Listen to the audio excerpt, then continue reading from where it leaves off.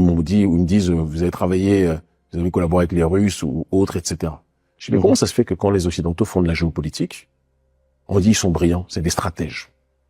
Mais quand maintenant des Noirs font parler leur cerveau et créent des alliances aux quatre coins du monde, en Amérique du Sud, en Europe de l'Est, en Asie, en Afrique, dans le monde arabe, on dit, ah, ce sont des subordonnés au terrorisme international.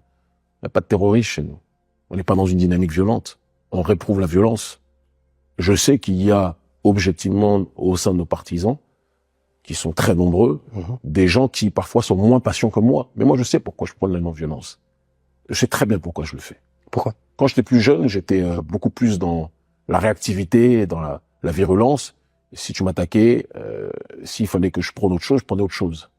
Mais en grandissant et en vieillissant, j'ai compris que la non-violence était une stratégie tellement puissante parce qu'elle discréditait celui qui effectuait des moyens disproportionnés contre toi, aux yeux du monde.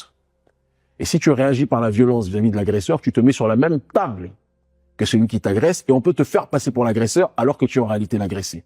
Mais si quelqu'un effectue des moyens disproportionnés contre toi et que tu laisses cet individu, non pas tu te laisses faire, hein, c'est pas ce que je dis, mais que tu montres les moyens disproportionnés qu'il utilise contre toi, la réponse, la plus belle des réponses, c'est le jugement du monde.